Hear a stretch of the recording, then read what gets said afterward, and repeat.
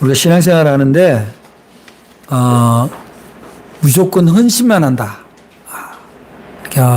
무조건 헌신만 한다고 하면은 아마 다들 지쳐서 힘들 거예요. 그 율법주의라는 게 뭐냐면은 어떤 조항에 의해서 헌신을 요구를 하는 건데, 우리가 신앙에서 헌신이 굉장히 중요하긴 합니다. 굉장히 중요하긴 한데, 헌신을 뒤집으면 그 뒤에는 축복이 나옵니다. 그래서 헌신과 축복은 분리되는 것이 아니라 연결되어 있다, 이렇게 볼 수 있는데, 그래서 모든 사람들은요, 신앙이 있든 없든 다 자기가 복 받기를 원해요. 우리 기독교인이라고 그 복을, 세속적 복을 무조건 경시한다, 그거를 배척한다는 건 아니에요. 그거는 전혀 다른 문제입니다. 가욕을 내지 말라는 거지, 세속적 복이라고 해서 그게 다 나쁜 거냐, 그런 건 아니죠. 그런데 이 모든 기독교인에게서 축복의 원리가 있는데, 이 축복의 원리를 깨달으면 내가 신앙생활과 나의 삶의 자세가 복을 받을 수 있는 이치, 진리에 부합한가 아닌가를 알면 이제 거기에 잘 집중하게 되겠죠. 그러면 헌신도 보람이 있고 축복도 많이 받는 그런 그야말로 복된 인생을 살 수가 있습니다. 여러분, 세상은 그 모든 것이 이치에 의해서 돌아갑니다. 하늘의 이치. 여러분 잘 아는 성리학이라는 게 결국 뭐냐면은 우주, 하늘의 이치가 인간에게 어떻게 적용이 되는가를 연구하는 게 성리학이에요. 여러분, 모든 게 원리가 있잖아요, 원리. 우리가 학교 다닐 때 수학 시간, 물리 시간에 배운 공식들이 있죠. 그런 것들이 다 일종의 원리인 거죠, 원리. 그 원리를 잘 따르는 걸 우리는 순리라 그래요. 그리고 원리를 역행하는 거를 영리라 그래요. 여러분 잘 생각해 보세요. 물이 흘러갑니다. 물이 어디서부터 어디로 올라가요? 좁은 데서 넓은 데로, 높은 데서 낮은 데로. 이게 물입니다. 그래서 노자의 도덕경은 상선약속, 최고의 선은 물과 같다, 이렇게 얘기를 하잖아요. 그런데 이 물을 거슬리면 어떻게 되는 거예요? 저 서울에 김포공항 가는 그쪽에 보면은 염창동 입구에 인공폭포 있죠? 인공폭포. 또 뭐 전에 어디 양평을 가다 보니까 양평 읍내 들어가는 입구에도 인공폭포가 있더라고요. 인공폭포는 어떤 거예요? 물을 거꾸로 끌어올려서 폭포의 모양을 만들어내는 거잖아요. 그럼 물을 끌어올려 드는 데는 뭐가 필요해요? 전기 에너지가 필요해요. 즉 순리를 따르지 않는 일에는 반드시 대가가 따른다, 그런 얘기죠. 그런데 순리를 따라 물이 흐르잖아요. 폭포 얘기하니까 여러분 나이아가라 폭포 가보지는 않아도 뭐 사진이나 TV 영상에서 많이 봤잖아요. 나이아가라 폭포는 아마 모르긴 해도 수천 년을 흘렀겠죠. 근데 그 폭포를 하는데 전기 요금이 들어가는 게 아니라 그것을 가지고 전기를, 그 낙차를 가지고 전기를 만들면 오히려 에너지가 생성되잖아요. 생성되는 거예요. 여기 시흥에도 조력발전소가 있는데 그 조력발전소는 일종의 파도를 물에 들어가고 나가고 하는 힘을 가지고 에너지를 발생시켜요. 그러니까 순리를 따르면 에너지가 생기는데 순리를 역행하면 오히려 에너지가 필요하다. 이게 일종의 원리입니다. 우리의 신앙도 마찬가지죠.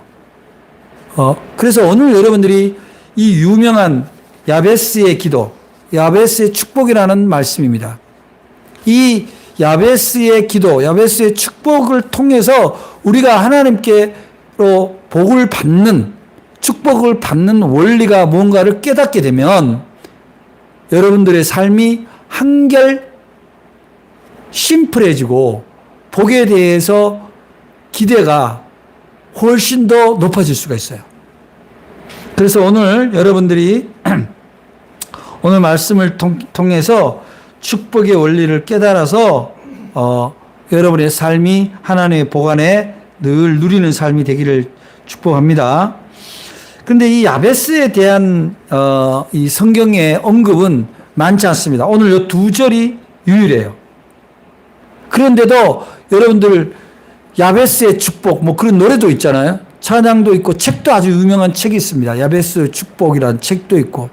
그러면 우리가 늘 듣기는 했지만 도대체 어떤 원리에 의해서 이 야베스가 우리 신앙 안에서 상당한 표준이 되고 또한 우리가 기대하는 그런 축복의 통로가 되는가, 그거를 우리가 깨달을 필요가 있습니다. 그래서 보면은 오늘 이렇게 야베스에 대해서 이렇게 언급을 합니다. 야베스는 그 형제보다 귀중한 자라. 그의 어머니가 이름하여 이르되 야베스라 했으니 이는 내가 수고로이 낳았다. 이렇게 나오는데, 그 야베스가 이 이름이 그러니까 크게 뭐 축복된 이름은 아니다. 요수아는 하나님이 도우셨다, 하나님이 함께 하시다 이런 뜻이 갖고 있는데 비해서 야베스는 뭐냐면 고난이라는 고통이라는 단어 의미가 담겨 있는 이름이 야베스예요. 그런데 이 야베스 이름에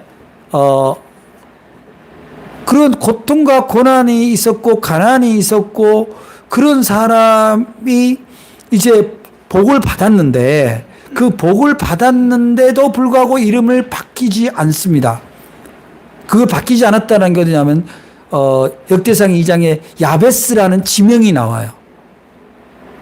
우리가 뭐 지명을 이름 지을 때 존경받는 인물을 지명에 쓰지 악행을 저지른 사람을, 평범한 사람을 지명에 두지 않잖아요. 뭐 충무로, 태계로, 뭐 을지로 그런 이름을 지을 때 지명을 지을 때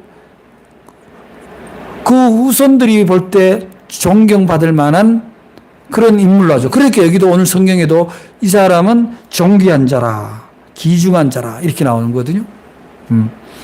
그런데 이 야베스가 어머니가 내가 고난 가운데 수고로이 낳았다 이 표현을 하고 있는데 이걸로 비추어 볼 때 야베스는 그 어머니와 함께 굉장히 고통스러운 탄생 과정과 성장 과정이 있었다는 것을 우리가 충분히 이해할 수가 있습니다. 그래서 내가 수고로이 낳았다. 저는 이 야베스의 탄생에 대한 상상을 할 때마다 저의 탄생도 저는 뭐 저희 부모님과 형제로부터 들은 얘기지만 그런 걸 또 생각해요. 저희 어머니가 42에 그 당시로는 노산이죠. 42에 저를 낳으셨는데 너무나 찢어지게 가난했기 때문에 저를 지우려고 수없이 간장을 마셨다는 제가 후일담을 들었습니다. 그래서 그 아이를 낳았는데 아이가 거의 키로수로 보면 2kg가 안 되는 미숙아가 태어난 거죠. 그래서 죽을 거다. 이 아이는 죽을 거다. 다들 그렇게 생각했던 거예요. 그 자식을 바라보는 어머니의 심정이 오죽했겠어요? 그렇게 이 야베스 어머니가 자신의 가난과 난산의 고통으로 그 이름을 야베스라고 지었다. 그거는 근데 왜 부모가 왜 그렇게 이름을 지었을까요? 우리 같으면 좋은 이름이었는데 아마 너는 이 가난을 잊지 말아라. 이 가난으로부터 이 고통으로부터 반드시 너는 이겨서 극복해서 네 이름이 영광스럽게 해라. 너의 가난이 너의 고난이 너를 복되게 했다라는 것을 그런 아마 희망이 있었지 않을까. 그런데 이게 우리 성경을 때 좀 문학적 상상을 해야 돼요. 여기 보니까 그 어머니가 이름하여 이렇게 돼 있잖아요. 엄마가 이름 지었다고 되어 있는 거잖아요. 그죠? 여러분 생각하세요. 보통 이름 누가 지어요? 아버지가 짓죠. 그럼 이 어머니가 이름을 지었다는 건 아버지가 계셨다는 거예요? 안 계셨다는 거예요? 안 계셨다는 거 봐야죠. 돌아가셨든지 어디 다른 데 있든지 어쨌든 그 사정은 알 수 없지만 그래 유복자인 거예요. 쉽게 말하면. 그러면 이게 요 한 줄 안에 이 야베스의 탄생 과정과 성장 과정의 가난과 고난이 그냥 그대로 우리가 알 수가 있는 거죠. 뭐 구구절절히 보리떡도 못 먹었다 이렇게 써져 있지 않아도. 그래서 야베스는 그러한 이런 말하자면 가난했고 어머니가 나를 낳을 때 고생하셨고 그 다음에 아버지도 없고 이 아버지가 없다는 건 물질적 가난 외에 뭐가 없는 거예요? 의지할 데가 없는 거예요. 그 가정에 울타리가 없는 거죠. 보호막이 없는 거예요. 얼마나 불안하고 두려움에 성장했냐는 것을 우리가 알 수가 있습니다. 그래서 야베스의 기도를 우리가 오늘 보니까 한번 볼까요? 야베스가 어떻게 기도해요? 10절에 보니까 야베스가 이스라엘 하나님께 아뢰어 이르되 주께서 내게 복을 주시려거든. 첫 번째 뭐라고 했어요? 나의 지역을 넓히시고 이렇게 지경을 넓히고 그렇게 뭐요? 내가 활동할 수 있는 반경, 내 삶의 터전이 넓어지게 해달라는 거 아닙니까? 굉장히 중요한 얘기입니다.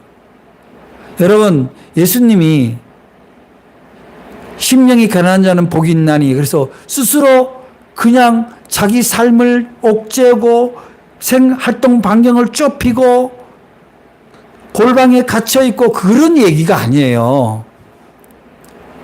가난한 마음을 가져라. 야베스의 이름처럼 그 가난의 기억을 놓치지 말고 가난을 향해서 가라라는 얘기지.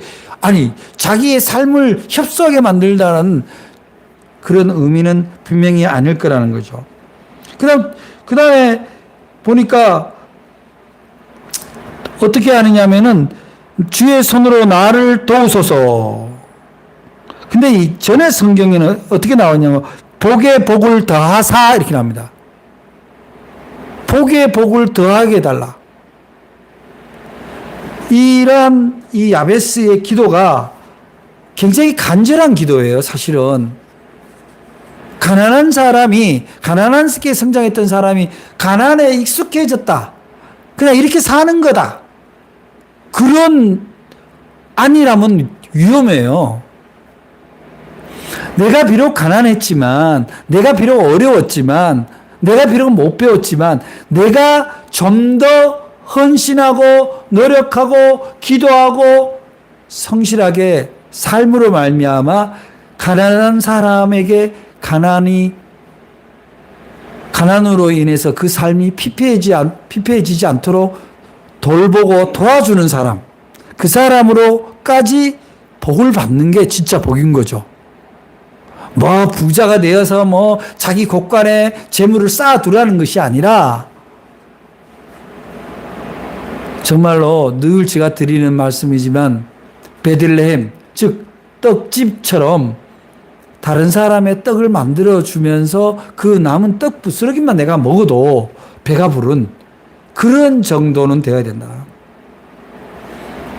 그래서 이 기도 제목이 중요한데 여러분들은 기도를 어떻게 하세요? 보통 뭐 주일날 대표 기도하면 이제 여러 가지 뭐 공동체를 위해서 첫째는 뭐 교회 공동체, 그 다음에 우리 나라 결의 공동체, 그 다음에 또 뭐 말하자면은 가족 공동체 이런 공동체를 위해서 기도하고 그 다음에 뭐예요? 개인으로 넘어가면 자기의 개인의 삶을 위해서 기도하죠. 그런데 그 기도를 할 때 우리가 참 주의해야 될 게 있어요. 뭐 내 삶에 진짜로 필요한 거 정말 있어야 될 것을 기도하기에 하나님 앞에 송구해서 아유 내가 이런 거를 하나님 앞에 기도해야 되나 그래가지고 늘 큰 덩어리 기도합니다. 선교사들이 선교 잘하게 해주시고, 우리 목사님 목회 잘하게 해주시고, 우리 교회가 부흥 성장해서 큰 교회 되게 해주시고, 나라가 부강하게 해주시고, 그 기도 하지 말라는 건 아니에요.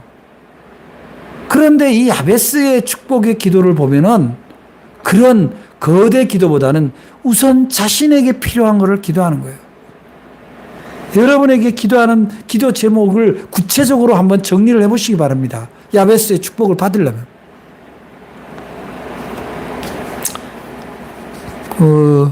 영종도에 큰 교회 목사님 있는데 거기는 장로님들이 대표 기도를 하면은 그 공항이 있잖아요.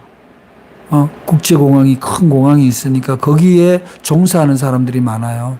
그러니까 늘 기도가 국제공항이 안전한 공항이 되게 해주시고 모든 사람들이 오며 가며 즐거운 공간이 되게 해주시고 종사하는 사람들에게를 잘 지켜달라고 그런 대표 기도를 해요.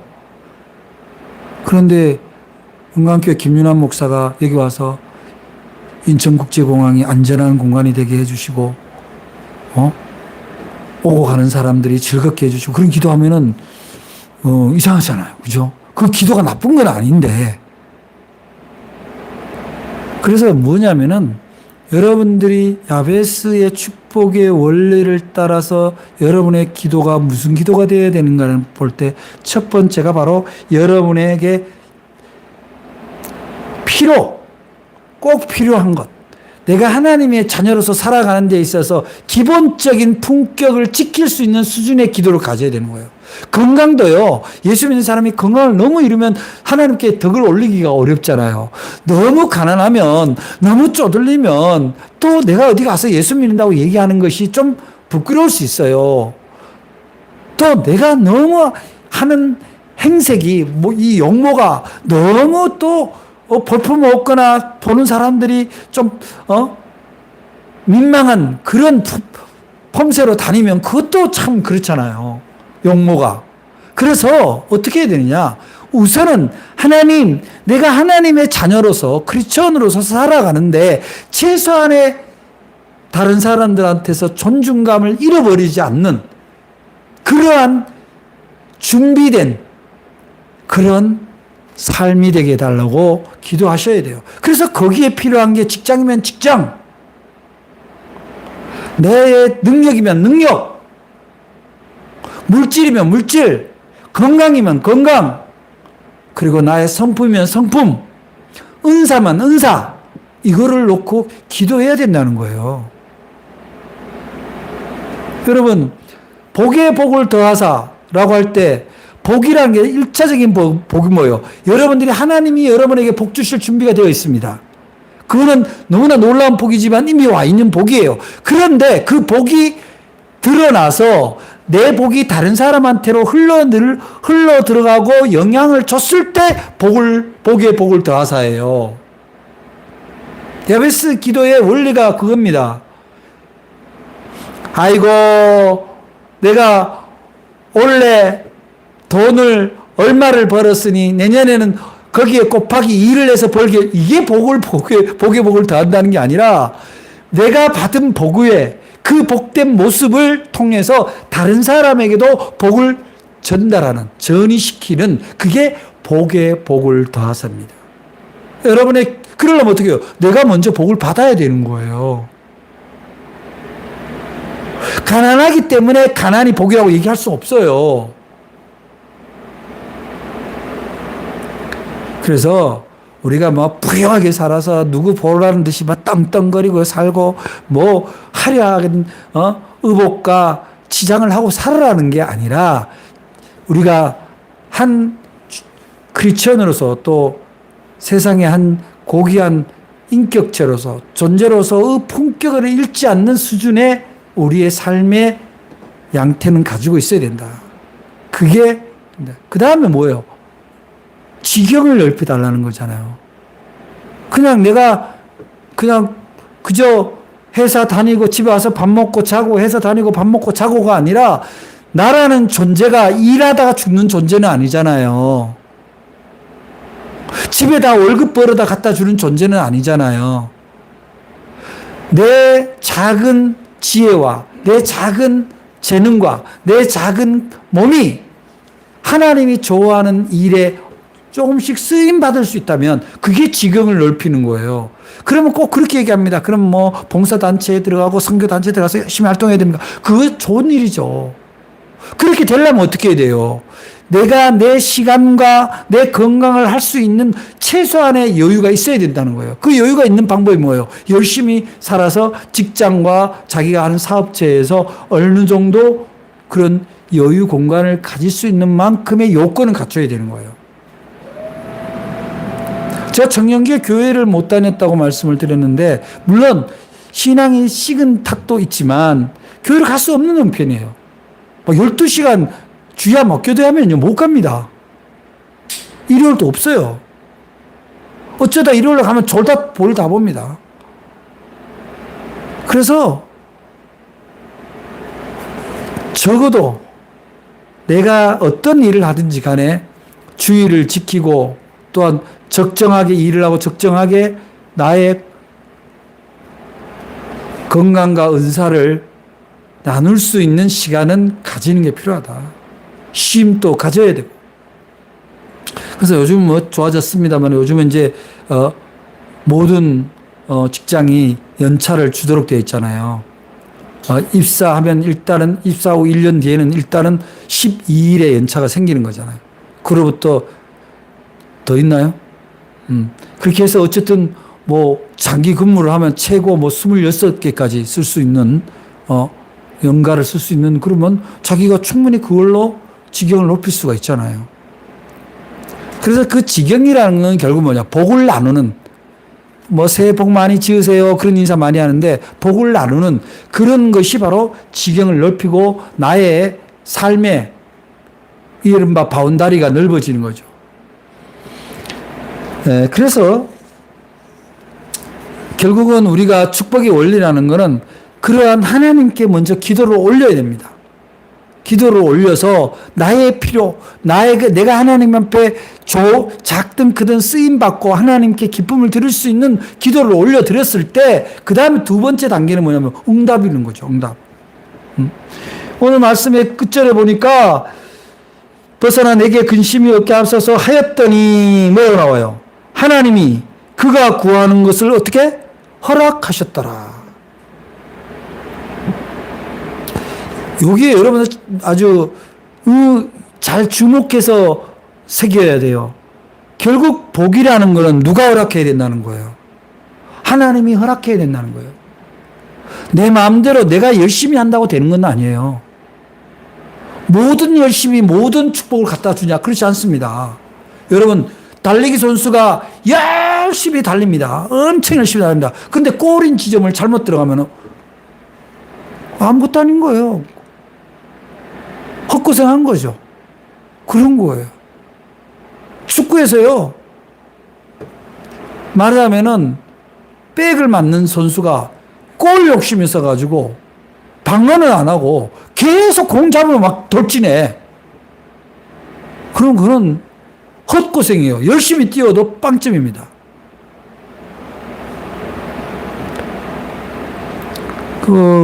그래서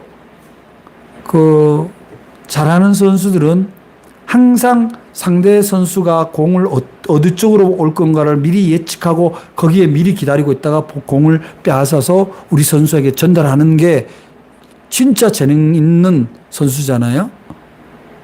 그래서 그와 마찬가지로 하나님이 허락해야 된다는 것은 우리의 기도의 초점, 우리의 삶의 초점, 그 기도의 응답을 어디에 쓸 거냐라는 그 초점을 하나님께 맞췄을 때 하나님이 그 모든 것을 허락하신다는 거예요.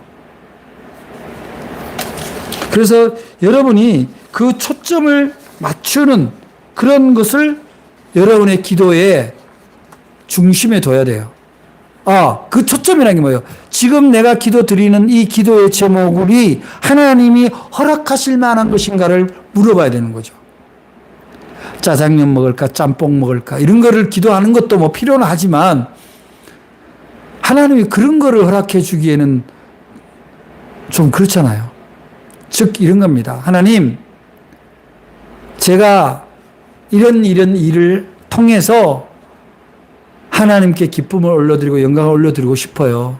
이 일이 하나님께 합당하시면 그 일이 잘 되도록 제게 허락해 주세요. 이게 기도입니다. 그런데 그 일을 하려면 나한테 재능이 있어야 돼.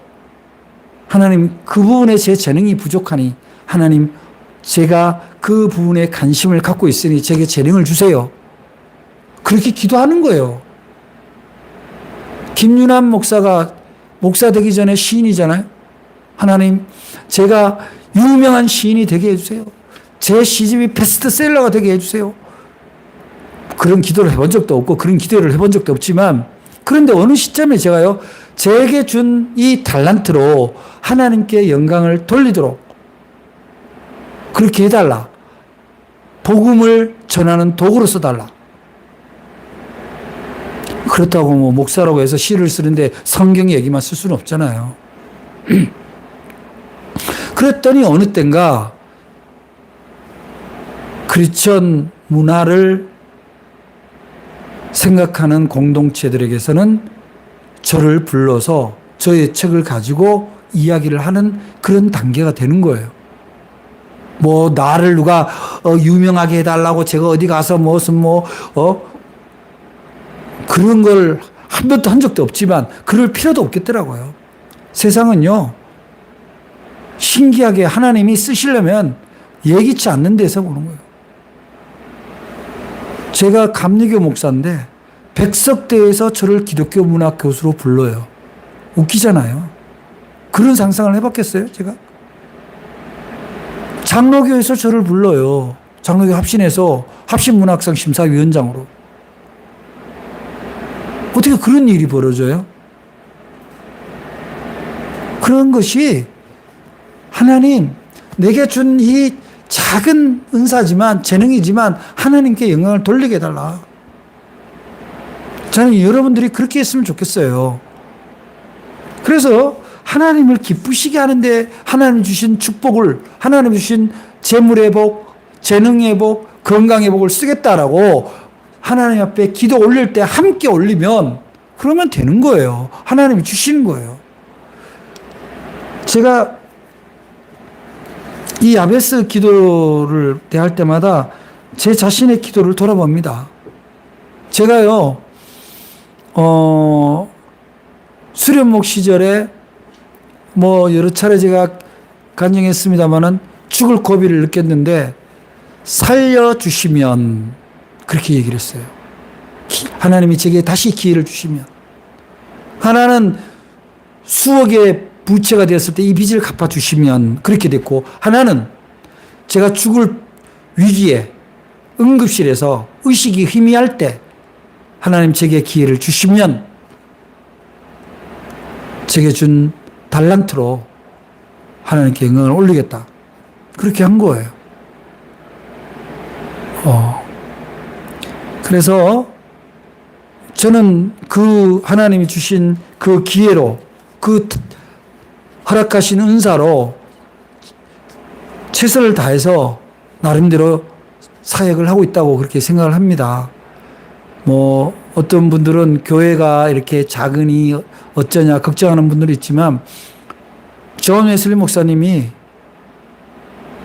나의 교구는 세 개다. 그거는 덩어리를 얘기하는 게 아니라 방향을 얘기한 거였거든요. 그래서 저는 저의 목회지가 교회 안일 뿐만 아니라 교회 밖도 나의 목회지다. 그래서 저는 개척을 하자마자 교회 밖을 주목했던 거예요.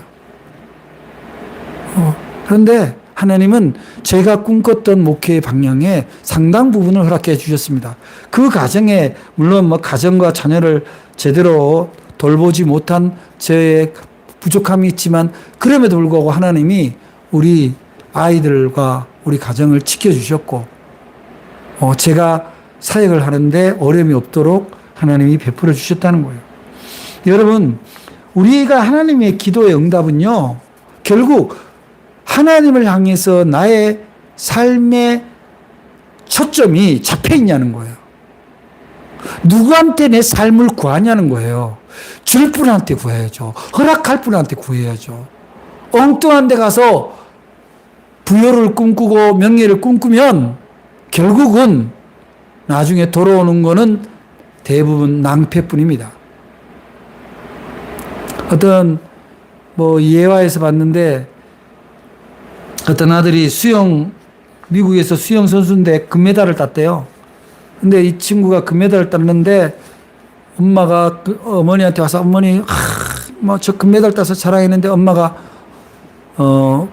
거기 가서 예배 잘 들었냐 이렇게 물어본 거예요. 엄마는 내가 금메달 따는 게 더 소중해. 거기 가서 예배 드리는 게 더 소중해. 나는 예배가 소중해. 그 아들이 너무 속상한 거예요.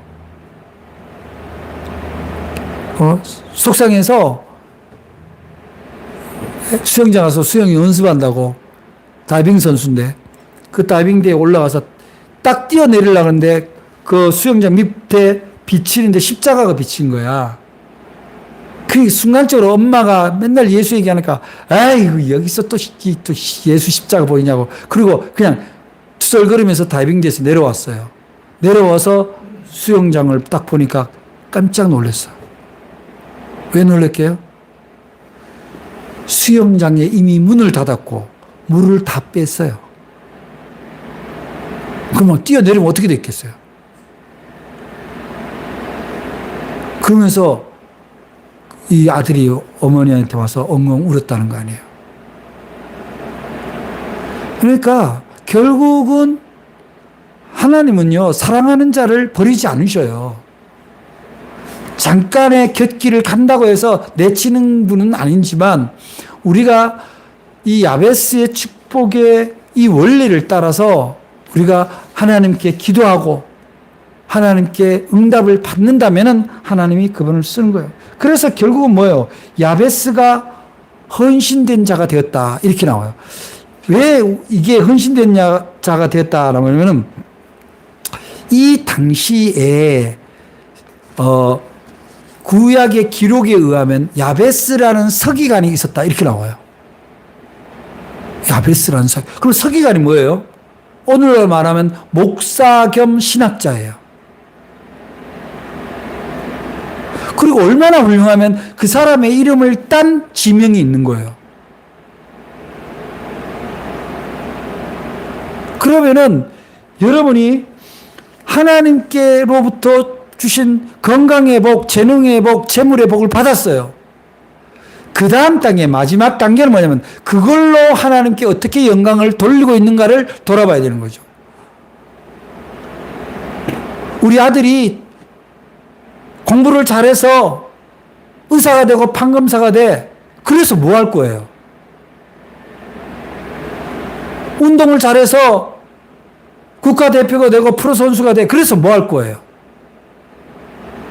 그걸로 어떻게 하나님이 기뻐하는 일을 할 거냐는 거죠. 오늘 아침에 우리 집사람 잠깐 그 가수 그 사람의 그 정말 헌신적인 삶을 보면서 그 사랑의 마라톤, 독립지사들의 후손들의 집을 지어주는 그런 마라톤 대회를 해서 수십억의 기금을 모으고 자기가 끊임없이 뛰어야 되잖아요. 자기는 안 뛰고 딴 사람하고 뛰어라 그럴 수는 없잖아요. 그런 헌신이 그 사람의 지경을 높인 거예요. 그래서 말씀을 정리하면 우리가 야베스처럼 그러한 야베스 축복의 원리를 따라서 하나님 앞에 자기가 지금 필요한 것, 제일 필요한 게 뭔가를 깨달아 진짜 필요한 것을 먼저 기도하는 그런 용기와 집중력을 가지시기 바랍니다. 엉뚱한 거 잡지 마세요. 지금 필요한 거 하세요. 지금 당장 물질이 필요한 분은 물질을 얘기하시고 사람이 필요하면 사람을 달라고 기도하시고 재능이 필요하면 재능을 달라고 기도하시기 바랍니다.